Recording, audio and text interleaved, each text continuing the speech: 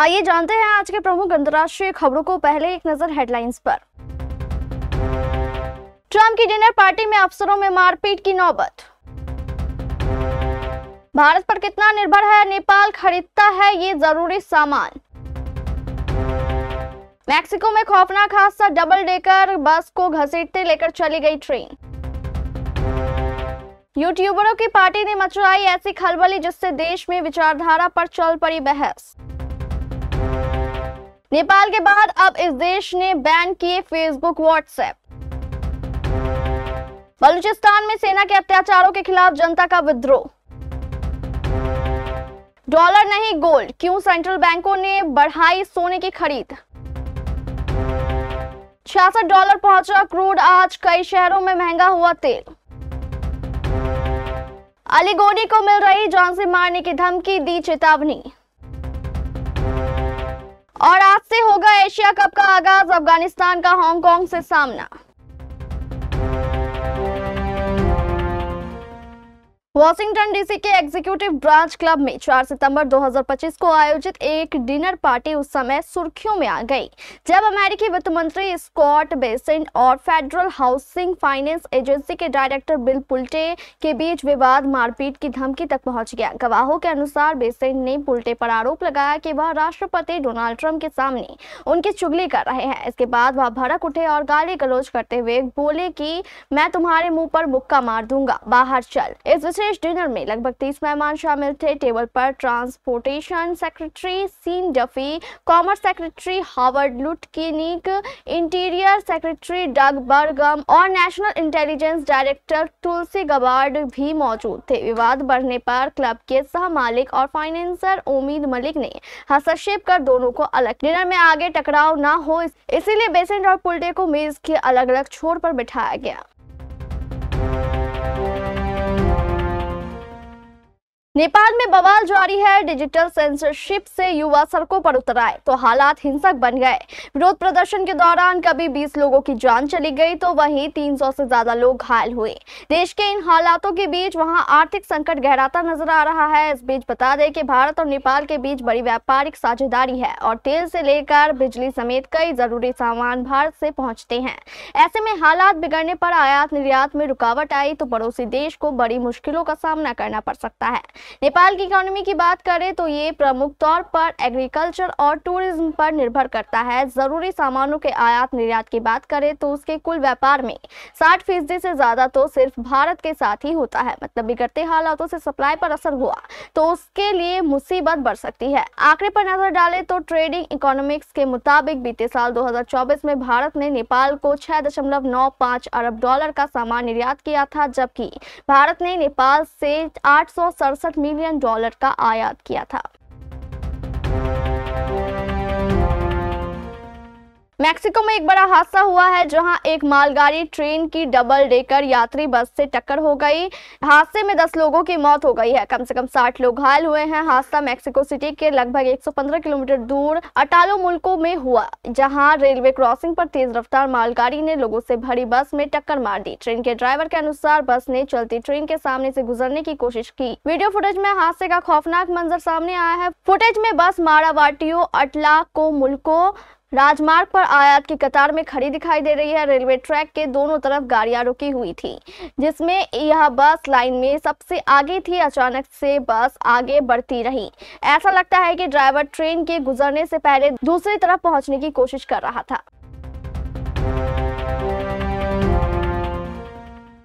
दशकों से जापान एक स्थिर मध्यपंथी देश के रूप में देखा जाता आ रहा है। जापान में मध्य से दक्षिण की ओर झुकाव रखने वाली लिबरल डेमोक्रेटिक पार्टी या एलडीपी की गठबंधन सरकार लगभग 70 सालों से सत्ता में रही है, लेकिन अब उसकी पकड़ कमजोर होती जा रही है। जुलाई में गठबंधन सरकार ने देश की संसद के ऊपरी सदन में बहुमत खो दिया और उसके कुछ महीनों पहले वित्तीय घोटाले के चलते शक्तिशाली निचले सदन का नियंत्रण भी उसके हाथ से निकल गया था। आश्चर्यजनक बात यह है कि उसे अब साइसेतो नाम की अति दक्षिणपंथी पार्टी से भारी चुनौती मिल रही है। साइसेतो पार्टी का गठन यूट्यूब चैनलों पर कोविड वैक्सीन विरोधी साजिशों की धारणाओं का प्रचार करने वाले यूट्यूबरों ने किया था। 2022 में इस पार्टी के पास केवल एक सीट थी, जो अब बढ़कर 15 हो गई है। नेपाल सरकार ने हाल ही में 26 सोशल मीडिया प्लेटफॉर्म पर बैन लगाया है। इसमें यूट्यूब, इंस्टाग्राम और व्हाट्सएप से लेकर एक्स समेत कुल 26 ऐप्स के नाम शामिल है। सोशल मीडिया प्लेटफॉर्म पर बैन लगने के बाद से नेपाल की सरकार पर लोगों का गुस्सा फूट रहा है। लोग इसके खिलाफ प्रदर्शन कर रहे हैं। सुरक्षाकर्मी और प्रदर्शनकारियों के बीच झड़प में 8 लोगों की जान चली गई। नेपाल के बाद अब तुर्की सरकार ने भी ऐसा ही फैसला लिया। जी हां, इस्तांबुल में पुलिस और विपक्षी समर्थकों के बीच झड़प के बाद तुर्की सरकार ने सोशल मीडिया प्लेटफॉर्म पर रोक लगा दी। हालांकि यह रोक अभी अस्थायी रूप से लगाई गई है। सरकार ने यूट्यूब, इंस्टाग्राम और व्हाट्सएप जैसी साइटों पर एक्सेस को सस्पेंड कर दिया है। एक मीडिया रिपोर्ट के अनुसार तुर्की में अस्थायी रूप से कई सोशल मीडिया प्लेटफॉर्म पर रोक लगा दी गई है। देश भर में व्यापक इंटरनेट प्रतिबंध लागू है, जो लगभग 12 घंटे से चल रहा है। आपकी जानकारी के लिए बता दें कि सरकार ने रिपब्लिकन पीपुल्स पार्टी के मुख्यालय पर एक ट्रस्टी नियुक्त किया है। इसे कंट्रोल लेने से रोकने के लिए हुए विरोध प्रदर्शनों के बाद इस प्रतिबंध को लागू किया गया। सुरक्षा बलों द्वारा प्रदर्शनकारियों को तितर-बितर करने के लिए मार्च स्प्रे का भी इस्तेमाल किया गया। इसके बाद सरकार द्वारा ये प्रतिबंध लगाया गया। इस प्रतिबंध से बचने के लिए कई नए VPN सेवाओं का सहारा लिया गया। बलूचिस्तान में पाकिस्तान सेना के अत्याचारों के खिलाफ आक्रोश इस कदर बढ़ गया है कि लोगों ने समूचे प्रांत में विरोध का बिगुल बजा दिया। लोग हड़ताल कर रहे हैं और बड़े पैमाने पर प्रदर्शन हो रहे हैं। प्रांत में पाकिस्तानी सेना की मनमानी, सरकारी कब्जे, बलूचों में बढ़ते अत्याचार, जनसंहार, गैर कानूनी हत्याओं, युवाओं को अगवा किए जाने के मामलों के बढ़ने से जनता में तनाव चरम पर पहुंच चुका है और सब्र का बांध टूट चुका है। प्रमुख बलूच मानवाधिकार कार्यकर्ता मीर यार बलूच ने सोमवार को बताया कि 2 सितंबर को बलूचिस्तान नेशनल पार्टी की रैली पर आत्मघाती हमले के बाद लोग विद्रोह पर उतर आए हैं। इस हमले में 15 बलूच नागरिक मारे गए हैं, जबकि 35 अन्य घायल हो गए हैं।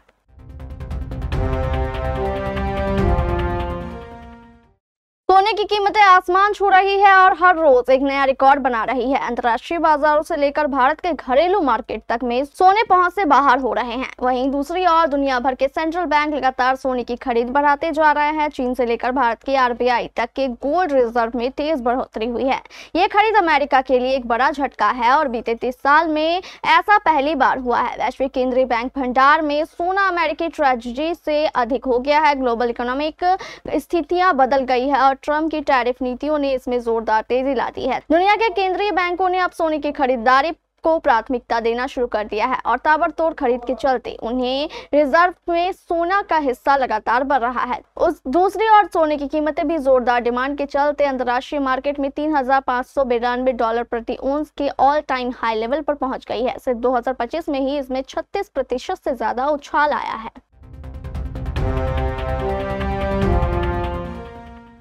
सरकारी तेल कंपनियों की ओर से मंगलवार सुबह जारी पेट्रोल और डीजल की कीमतों में बड़ा बदलाव दिख रहा है। ग्लोबल मार्केट में कच्चे तेल की कीमतों में आई गिरावट का असर आज घरेलू बाजार में भी दिखा। सरकारी तेल कंपनियों ने यूपी से हरियाणा तक कई शहरों में तेल के दाम घटा दिए हैं। हालांकि दिल्ली, मुंबई जैसे देश के चारों महानगरों में तेल की कीमतों में कोई असर नहीं पड़ा है। सरकारी तेल कंपनियों के अनुसार यूपी के गौतम बुद्ध नगर जिले में पेट्रोल 6 पैसे महंगा हुआ है, 94.77 रुपए लीटर बिक रहा है। डीजल भी 8 पैसे चढ़ा है और 87.89 रुपए लीटर पहुंच गया है। गाजियाबाद में पेट्रोल 12 पैसे की बढ़त के साथ 94.70 रुपए लीटर पहुंच गया है, जबकि डीजल 14 पैसे चढ़कर 87.81 रुपए पर पहुंच गया है। हरियाणा की राजधानी गुरुग्राम में पेट्रोल में 8 पैसे की गिरावट आई है। टीवी एक्टर अली गोनी निशाने पर हैं। उनका एक वीडियो वायरल हुआ है जिसमें वो गणपति सेलिब्रेशन के दौरान गणपति बप्पा मोरिया नहीं बोल रहे थे।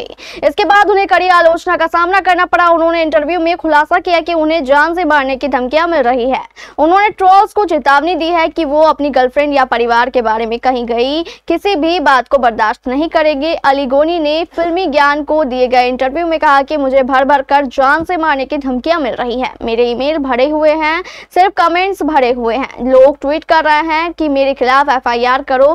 किस लिए? मैं तो बहुत नॉर्मल सी बात बोलता हूँ कि मैं मुसलमान हूँ, इसलिए मेरे पर डाला गया। पर कई हिंदू है जो गणपति नहीं लाते, क्या वो हिंदू नहीं है? इसके बाद अली ने ट्रोल्स को चेतावनी देते हुए कहा कि ये जो धमकी देने वाले हैं या जो जैस्मीन को गाली देने वाले हैं, इनमें से एक में भी हिम्मत है तो मेरे सामने आकर बोले। मैं गॉड की कसम खाता हूँ, मैं गर्दन काट कर हाथ में दे दूंगा।